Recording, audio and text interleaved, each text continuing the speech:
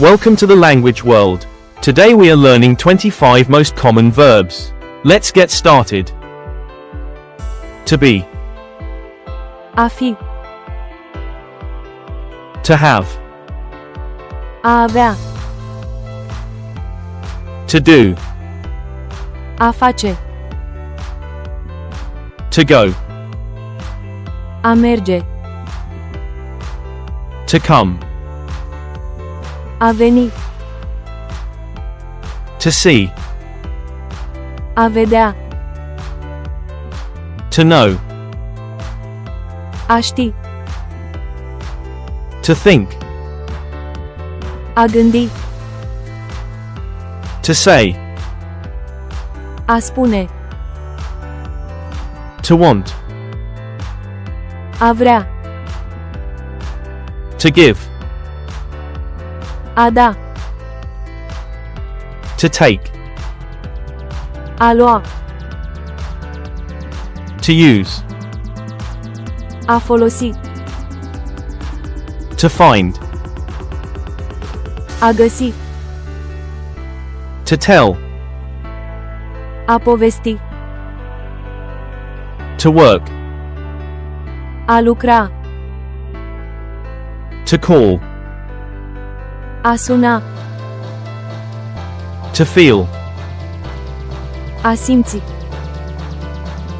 to try, a încerca, to ask, a întreba,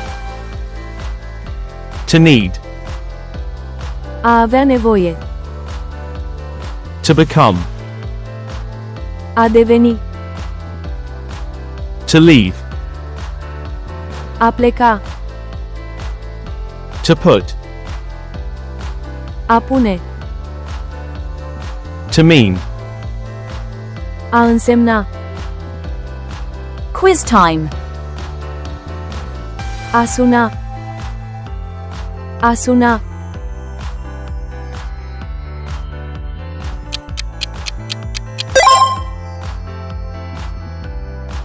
a folosi, a folosi,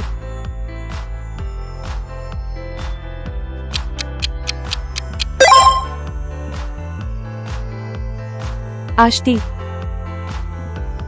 a ști,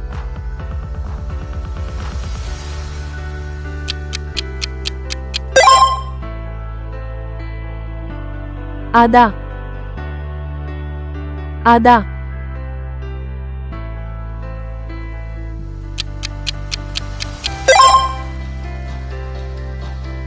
a avea nevoie, a avea nevoie,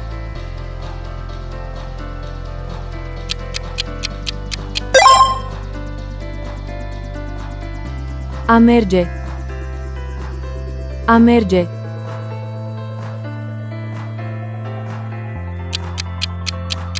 Leave your answer in the comments. Thanks for watching. Don't forget to subscribe to our channel to learn more languages. See you in the next videos.